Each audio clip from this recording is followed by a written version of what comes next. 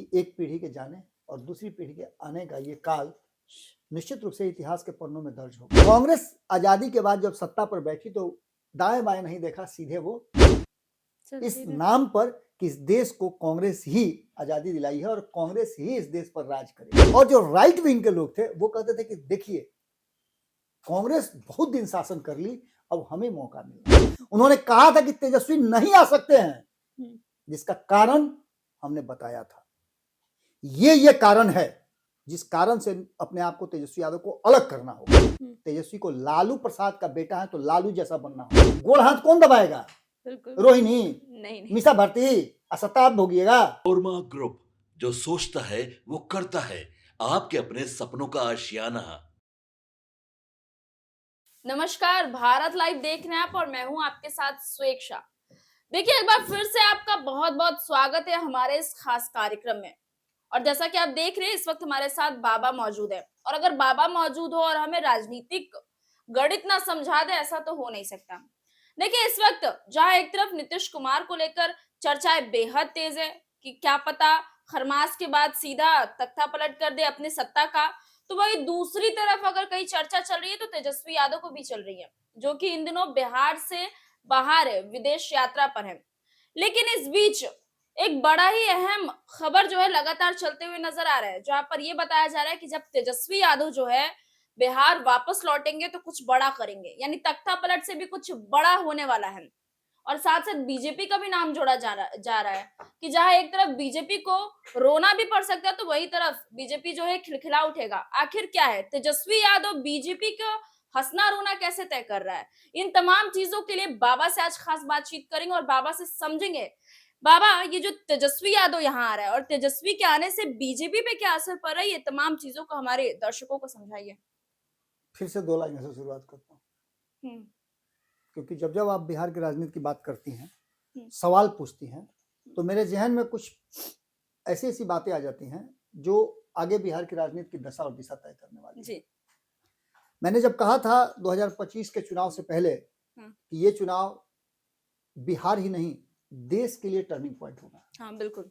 तो कई लोगों ने इसका माहौल उड़ाया था, मजा लिया था, लेकिन ऐसा दिखने लगा है कि एक पीढ़ी के जाने और दूसरी पीढ़ी के आने का ये काल निश्चित रूप से इतिहास के पन्नों में दर्ज होगा। उसी पर मुझे याद आया कि जिंदा रहने के लिए हमने बहाना ढूंढ लिया। जिंदा रहने के लिए हमने बहाना ढूंढ लिया, सियासत के घराने में ठिकाना ढूंढ लिया। अच्छा, ऐसा है ना कि अक्सर आप देखती होंगी कि पहले चलता था कि शादी ब्याह होता था ना, तो अगुआ जो है वो उसको बताया जाता था कैसा लड़का चाहिए, जात गोत्र फलाना ठिकाना ढिमकाना सब पूछा जाता था जी। लेकिन आज के समय में आप देखिएगा कि धीरे धीरे करके ये सारी चीजें समाप्त होती जा रही हैं। जात गोतिया फलान ठिकान ये सब गौण हो गया। मन मिल गया, विचार मिल गया, लेवल मिल गया, फिक्स। बिल्कुल। गार्जियन भी जो पुराने ख्यालों के लोग जिसको कहा जाता है तथाकथित रूप से हमारे धर्म में, शास्त्र में, बाकी चीजों में कहा जाता था कि गोत्र वगैरह मिला उला करके शादी करना चाहिए, इससे जीवन लंबा होता है। लेकिन अब आप देखे होंगे कि हड़बड़ी के बियाह कनपटिए सिंदूर। हाँ जी, वो बड़ी पुरानी कहावत, बिल्कुल पुरानी कहावत है ये। राजनीति ने उसको बहुत तेजी से एक्सेप्ट किया। आम जीवन से ज्यादा देखिए, जो कुछ भी आपके जीवन में घटित होता है उसका कहीं ना कहीं आपके जीवन से, आपके व्यवहार से, आपके समाज से उसका कहीं ना कहीं जुड़ाव होता है। बिल्कुल। आप कोई नया चीज नहीं कर सकती है। नया चीज का मतलब क्या होता है? वो परीक्षण होता है, प्रयोग होता है। तो प्रयोग भी समाज से ही आता है। जैसे मान लेते हैं कि इस पेन को आप देखिए, इस पेन का इंक खत्म हो जाए तो इसमें 2 कारण होगा, या तो नया पेन खरीदेंगे या इसका रिफिल चेंज करेंगे। हाँ, बिल्कुल। लेकिन इसका बल्ब अगर पूरा भरा हुआ है, बल्ब चेंज हो जाए तो क्या कीजिएगा? इसको किसी काम का नहीं रहेगा। इसका ये बल्ब चेंज नहीं होगा, स्याही लीक कर जाएगा, पूरा कपड़ा गंदा हो जाएगा जी। बिल्कुल। बिहार की राजनीति एडॉप्ट करती है चीजों को अपने हिसाब से, और बिहार की राजनीति ने जब देखा कि वक्त बदल रहा है तो वक्त के साथ अपने आप को बदला। और जो इस देश में आजादी के बाद द्विपक्षीय राजनीति चल रही थी अघोषित तौर पे, ऐसा कुछ हमारे संविधान में नहीं है कि 2 ही दल होंगे, आमने सामने की लड़ाई हो गया अमेरिका की तरह। नहीं, बिल्कुल। हमारे यहाँ बहुदलीय प्रणाली है। कोई भी अपना दल, आज आपको मन करे आप दल बना लीजिए, रजिस्ट्रेशन हो जाएगा, उसके फॉर्मेलिटीज को पूरा कीजिए, संवैधानिक प्रक्रिया पूरा कीजिए और आप भी किसी दल के अध्यक्ष बन गई। जी कल से जिंदाबाद मुर्दाबाद करते रहिए। तो जब बहुदलीय बातें सामने आई तो हुआ क्या कि ऐसा लगा राजनीतिज्ञों को कि अब अकेले चना भाड़ नहीं फोड़ेगा, हम्म इसलिए भाड़ में और चना को भरो। और तब से गठबंधन की राजनीति शुरू हुई। और ये गठबंधन की राजनीति क्यों शुरू हुई थी? सबको पता है कि कांग्रेस को सत्ता से बेदखल करने के लिए। हाँ कांग्रेस आजादी के बाद जब सत्ता पर बैठी तो दाएं बाएं नहीं देखा, सीधे वो इस चलती रहे। नाम पर कि इस देश को कांग्रेस ही आजादी दिलाई है और कांग्रेस ही इस देश पर राज करेगी। हम्म तो विपक्ष को ये लगा, जो कांग्रेस की विचारधारा से अलग लोग थे, उसमें एक लेफ्ट था और एक राइट विंग था। लेफ्ट विंग तो सीधे ये कहता था कि हमारे देश को रसिया जैसा होना चाहिए, हमारे देश को इसके जैसा उसके जैसा होना चाहिए। लेकिन हमारे देश की जलवायु, हमारे लोगों की प्रकृति, हमारे लोगों की आस्था, सब धर्म, जो हमारा संभाव की बात है, या और भी जो सनातन वगैरह को जोड़ करके सभी धर्मों को हम लोग जोड़ के चलते हैं, तो हमको उस वंश को ठीक करना था। और कांग्रेस इस बात को समझती थी कि आजादी की लड़ाई में उसने क्या क्या किया है, किसे कैसे जोड़ा है, तो कांग्रेस इस देश को चला रही थी। लेकिन कांग्रेस जब अराजक होने लगी उन लोगों की नजर में जो लेफ्ट थे और राइट थे, तो लेफ्ट में तो लेफ्ट के लोग आ गए, वाम दल के लोग आ गए, जो बार बार ये कहते थे कि इस देश को रसिया और फलाने फलाने देश की तरह होना चाहिए, चाइना जैसा होना चाहिए। उन लोगों ने अपनी बात कही। और जो राइट विंग के लोग थे वो कहते थे कि देखिए, कांग्रेस बहुत दिन शासन कर ली, अब हमें मौका मिलना चाहिए। और सबसे बड़ी बात है कि लोकतांत्रिक प्रक्रिया जो है वो परिवर्तन के लिए बनी है। आप सत्ता पर बैठे हुए व्यक्ति को बहुत दिनों तक छोड़ दीजिएगा तो अराजक हो जाता है। अब नीतीश की बात मैं नहीं कर रहा हूं। नीतीश कुमार ने 20 सालों में जो किया, एक तरह से डिक्टेटर वो भी है, लेकिन वो डिक्टेटर इसलिए है कि सत्ता पर बने रहने के लिए, समाज में एका रखने के लिए, सर्वधर्म संभाव के लिए, नीतीश कुमार विकास के लिए बिहार के वो जरूरी है। इसलिए उनको आप कह सकते हैं, उनको भी परिवर्तन करने की जरूरत महसूस हुई। तो नीतीश कुमार सत्ता परिवर्तन नहीं करते हैं, नीतीश कुमार व्यवस्था परिवर्तन नहीं करते हैं, नीतीश कुमार खुद ही उठ करके उस खेमे में चल जाते हैं, कोई उठ के इस खेमे में आ जाते हैं, तो परिवर्तन तो हो ही ना गया। 5 साल में जो व्यक्ति 10 बार मुख्यमंत्री का शपथ लेता हो, मतलब इस अपने 5 कार्यकालों की मैं बात कर रहा हूं, 2005, 2010, 2015, 2020 और 2025 5 चुनाव हुए। नीतीश कुमार अक्सर लोकतांत्रिक प्रक्रिया को अपने हिसाब से गढ़ लेते हैं, परिभाषा बना लेते हैं, और वही आदमी जो होता है, जो परिभाषा को गढ़ता है, जो कुछ लीक से हट करके काम करता है, उसी व्यक्ति को कहा जाता है कि इसने ये किया। नीतीश कुमार ने एक हेतु दे दिया कि आप सत्ता परिवर्तन मत कीजिए, दल परिवर्तन, गठबंधन परिवर्तन कर लीजिए, तो उससे कुछ नया पुराना हो जाएगा। तो इससे 2 फायदा नीतीश कुमार को होता है। पहला फायदा, बहुत बारीक बात है, समझिएगा, क्योंकि पत्रकारिता का आप लोगों का इनिशियल स्टेज है, तो जानना बहुत जरूरी है। बिल्कुल। नीतीश कुमार को 2 फायदा कौन कौन होगा, सवाल आपने पूछा नहीं, लेकिन हम ही आपको जवाब दे देते हैं। नीतीश कुमार को 2 फायदा, पहला फायदा तो ये कि लोकतंत्र में हमारे जो बड़े लोग थे, जो थिंकर थे समाजवाद के, उन्होंने कहा था कि रोटी को यदि नहीं पलटेंगे तो जल जाएगा, अगर सत्ता को नहीं पलटते हैं लोकतांत्रिक प्रक्रिया में तो अराजक हो जाएगा। नीतीश कुमार ने उस परिभाषा को बदल दिया। नीतीश कुमार ने पहला तो ये कि सत्ता का परिवर्तन किया, लेकिन उस सत्ता के शीर्ष पर खुद बैठे रहे। दूसरी तरफ उन्होंने जो स्विच किया एक खेमे से दूसरे खेमे में, मैंने पक्ष को विपक्ष में ला दिया और विपक्ष को पक्ष में ला दिया। तो दूसरा फायदा नीतीश कुमार को क्या हुआ कि आप नीतीश को गाली नहीं दे सकती हैं, क्योंकि कब आपके यहाँ दरवाजे पे आके बैठ जाएंगे। अब मान लेते हैं आपका कोई दुश्मन है, उसको रोज गरिया रही है, आपके दरवाजा की तरफ वो धीरे धीरे करके आ रहा है, डेगा डेगी, तो गाली दीजिएगा आप? नहीं। देना भी होगा तो मुंह बंद कर लीजिएगा कि अरे आ रहा है देखो।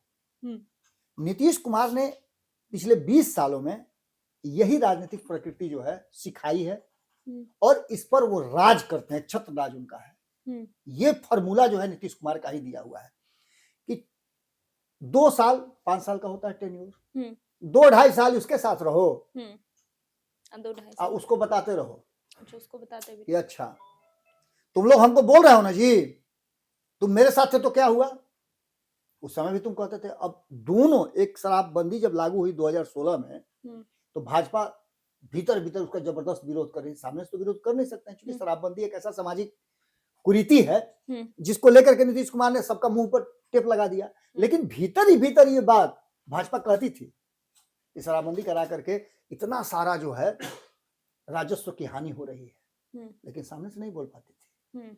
वही राजद जो शराबबंदी को अच्छा मानती थी, नीतीश के साथ थी, वो भी चुप हो गई। मजबूरन नीतीश ने फैसला किया और राजद ने कहा कि यस, मैं भी आपके साथ खड़ा हूं। शराबबंदी हो गई। अब शराबबंदी का न बुराई वो कर सकते हैं न वो कर सकते हैं। नीतीश कुमार बहुत अच्छे हैं। भाजपा ने लगातार ये कहा कि नीतीश से बढ़िया कोई नहीं, नीतीश से बढ़िया कोई नहीं, नीतीश से बढ़िया कोई नहीं। राजद कहते थे कि नीतीश बहुत गलती किए हैं। क्या गलती किया भाई? तो नीतीश गलती सिर्फ यही किया कि भाजपा के साथ गए हैं, और उस भाजपा के साथ गए हैं चूंकि भाजपा को पता है कि वो राजद के साथ नहीं जाएगी, और राजद को पता है कि वो भाजपा के साथ नहीं जाएगी, तो दोनों एक दूसरे की बुराई करेंगे। लेकिन नीतीश से दूर रह के न तो भाजपा बुराई करती है नीतीश का, और न ही राजद बुराई करती है। बिल्कुल जी, ये तो कॉमन कौन हो गया? नीतीश कुमार जी। अब ये पूरी कथा जो आपने सुना, इस कथा में अब आंकड़ों का बाजीगरी बताते हैं, और हम उस मुख्य बात पर आते हैं कि तेजस्वी के लौटने के बाद धमाल की जो बात कर रहे हैं, तख्ता पलट से भी बड़ा खेल होगा, उसकी बात कर रहे हैं जी। दो ऑप्शन है, नीतीश, तेजस्वी, भाजपा, बाकी सभी लोगों के लिए जो सत्ता में है, जो विपक्ष में है।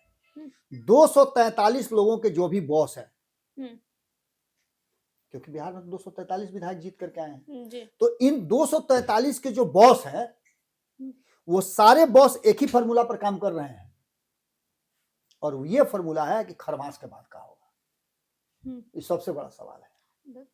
इस सवाल में बिहार को उलझा के हम लोग भी रखते हैं। टीआरपी का मामला है भाई, नहीं लोगों को कैसे हम बताएंगे कि भाई ये होने वाला है, वो होने वाला, नहीं बताएंगे तो कोई सुनेगा हमको। लेकिन यहाँ वो बात नहीं होती है। भारत लाइव पे हम आंकड़ों के हिसाब से आपको बताते हैं, हवा हवाई कुछ नहीं है, आंकड़े। कई लोगों ने तो कहा था कि अरे 18 तारीख के तेजस्वी जी हुआ शपथ लीनू तो कदना लोग के देश छूट जाई, कई लोगों ने कहा था। हाँ बिल्कुल। हमारे संपादक नमन मिश्रा जी ने कहा था कि यदि तेजस्वी यादव की सरकार आती है तो मैं बिहार छोड़ दूंगा। कौन बिहार छोड़ा? तेजस्वी यादव। तेजस्वी यादव ही छोड़ दिए बिहार। संपादक तो हमारे हैं, नमन जी हैं। उन्होंने इसलिए नहीं कहा था कि वो डरते हैं तेजस्वी यादव से, इसलिए नहीं कहा था कि तेजस्वी के आने से कुछ हो जाएगा। उन्होंने कहा था कि तेजस्वी नहीं आ सकते हैं, जिसका कारण हमने बताया था। ये कारण है जिस कारण से अपने आप को तेजस्वी यादव को अलग करना होगा। तेजस्वी को लालू प्रसाद का बेटा है तो लालू जैसा बनना होगा, अगर बहुत ज्यादा नहीं तो 50% तो उनको लालू का बेटा बनना पड़ेगा। बिल्कुल। आप संपत्ति खाली हमरा लीजिएगा, हमारा सेवा कौन करेगा? गोड़ हाथ कौन दबाएगा? रोहिणी नहीं। मीसा भारती, सत्ता आप भोगिएगा। सत्ता तो भाई भोग रहे हैं तो आपको सेवा आपको भी करना पड़ेगा। तेजस्वी यादव को इसीलिए उन्होंने कहा कि लालू प्रसाद की विरासत को तो देख रहे हैं, उसकी विरासत को तो लेके चल रहे हैं, लेकिन कभी उनके लोग जो है तेज प्रताप को घर से खदेड़ देते हैं, कभी बहन रोहिणी को भी तो निकाल ही देता है। किसके रहने से, किसके होने से आपको भोजन मिलता है, कौन आपके भाग्य का विधाता है, आप जानती हैं। परिवार में एक कमाता है, बाकी के लोग खाते हैं, और उस कमाने वाले को अगर कुछ हो जाए तो परिवार तो भूखे मरेगा। बिल्कुल।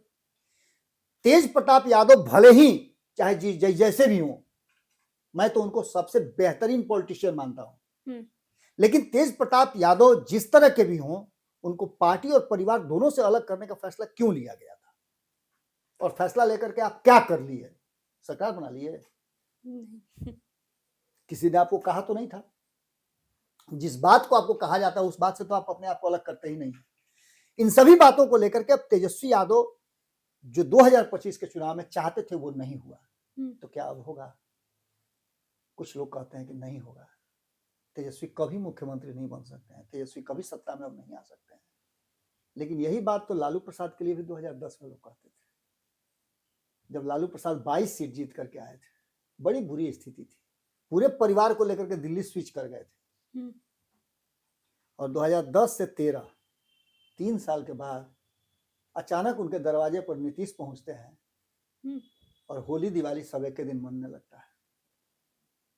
नीतीश कुमार लालू प्रसाद को, जिस लालू प्रसाद के जंगल राज के नाम पर वो सत्ता में आए थे, उसी लालू प्रसाद को अपना बड़ा भाई कह करके और उसी के भरोसे भाजपा को लात मार करके, खदेड़ करके और सत्ता में काबिज हो जाते हैं। ये सियासत है, और सियासत में कब कौन दोस्त और कौन दुश्मन होगा कहना बड़ा मुश्किल है। कई लोग हैं जो अभी गलिया रहे होंगे, बुढ़वा पगला गया है, ये बबुआ को चाहिए कि अब जाकर के साइड थाम ले, जाके मंदिर में भजन कीर्तन करना चाहिए। कई लोग कहेंगे, देखिएगा आप कमेंट में। लेकिन जब सरकार गिरती है ना, और जब मेरी बातें सच हो जाती है, तो उस समय वही लोग बड़ाई भी मेरा नहीं करते।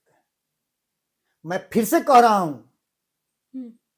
कि बिहार की राजनीति उस मोड़ पे आकर के खड़ी है जहां मैं कितनी बार कह चुका हूं कि या तो भारतीय जनता पार्टी को चाहिए कि वो by hook and crook Bihar की सत्ता पर अपना मुख्यमंत्री बैठा करके अपना राज चलावे, अराजक ही सही, और नहीं तो भारतीय जनता पार्टी के हाथ से सरकार निकलने वाली है।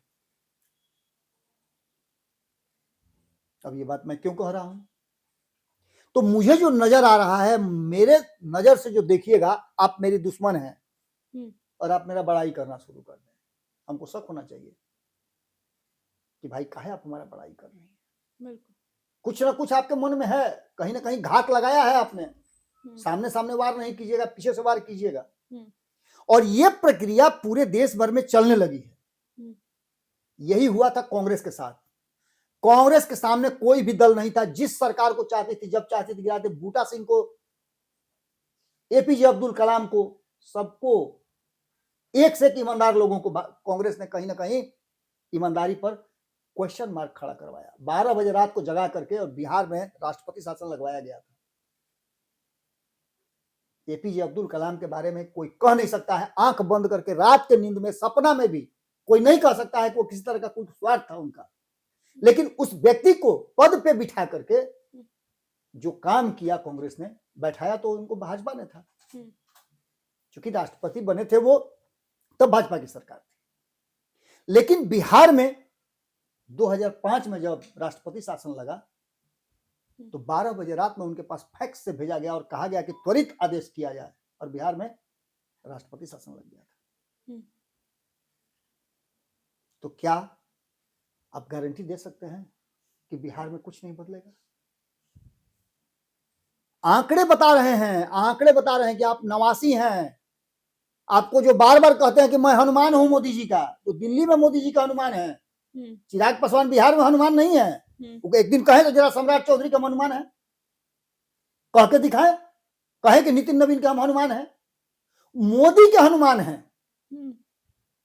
राम के हनुमान तभी तक हैं जब तक राम हैं। आज के डेट में राम कहीं नजर आते हैं, लेकिन हनुमान तो सब जगह नजर आते हैं ना। बजरंगबली सब जगह नजर आते हैं ना। उनकी प्रजाति नजर आती है ना। बिल्कुल। जो वर्तमान स्थिति है उसमें 89 सीट लेकर के आप भले ही बिहार की सबसे बड़ी पार्टी बन गए हो। सबसे बड़ी पार्टी तो पिछले में 2020 में राजद ही बनी थी। सत्ता पा गई क्या? नीतीश को मन किया तो 17 महीना के लिए ला करके झुंझुना थमा दिया और अपना कलंक उतार लिए कि अब गरियाइएगा नहीं हमको आप। अब जो वर्तमान स्थिति बनी है, तेजस्वी यादव का इंतजार हो रहा है। नीतीश पर कहा जा रहा है कि तथाकथित रूप से दबाव है कि वो अपने बेटा को उप मुख्यमंत्री बनाए, भाजपा को सत्ता हस्तांतरित करें। लेकिन नीतीश बड़े खिलाड़ी हैं, बड़े गेम के खिलाड़ी हैं। मैंने 2 दिन पहले जो खबर की है वो कालजयी होगा। मैं गारंटी देता हूं कि नीतीश कुमार अपने पुराने साथियों को बुला करके एक बार फिर से बिहार से भारतीय जनता पार्टी को सत्ता से बेदखल कर दें तो कोई अतिशयोक्ति नहीं होगी। भाजपा के लोग आइए और आकर के कमेंट बॉक्स में तर्क कीजिए, बताइए कि कैसे संभव नहीं होगा। ये निश्चित रूप से ये संभव है, क्योंकि 89 सीट आपके पास है, 85 सीट नीतीश कुमार के पास है, मात्र 4 सीट है। नीतीश के साथ राजद जाने के लिए तैयार है, नीतीश के साथ कांग्रेस जाने के लिए तैयार है, नीतीश के साथ एआईएमआईएम जाने के लिए तैयार है। नीतीश के साथ उपेंद्र कुशवाहा भी जाने के लिए तैयार हैं, नीतीश के साथ चिराग भी जाएंगे, क्योंकि चिराग को भी आपने थोड़ा कम दिया है। 3 सीटें उनकी बनती थी, आपको आपने 2 मंत्रिमंडल में दिया है। उप मुख्यमंत्री चाहते थे, आपने नहीं दिया है। इसके अलावे हिंदुस्तानी अवाम पार्टी आपके साथ बैठ करके बिना सत्ता के झाल बजाएगी, विपक्ष में बैठेगी। सबसे पहले तो सत्ता में वही जाएगी, क्योंकि उसको और ज्यादा वहां मंत्रिमंडल में जगह मिलेगा। और ये सब कुछ तब संभव होगा जब नीतीश कुमार मुख्यमंत्री बनेंगे, और वो मुख्यमंत्री एनडीए के नहीं बनेंगे। तो किसके बाबा? जब महागठबंधन के मुख्यमंत्री बनेंगे तो उनके पास 36 के 36 मंत्रालय होंगे, जिसको चाहेंगे बनाएंगे। कोई उनका मालिक नहीं होगा, कोई बॉस नहीं होगा, कोई नहीं कहेगा कि हमको इतना सीट दे दीजिए। एक समझौते के तहत उनके पास अगर अपने 36 में से 18 भी अपने लोगों को बना देते हैं तो 18 सीटें उनके पास है। 18 में नहीं होता है कि जैसे भोजन बनाइए 1000 आदमी का, आप पहुंचे 500, तो जबरदस्ती रसगुल्ला मुंह में ठूस के खिलाइएगा ना कि खाना बर्बाद मत हो, वो स्थिति हो जाएगी।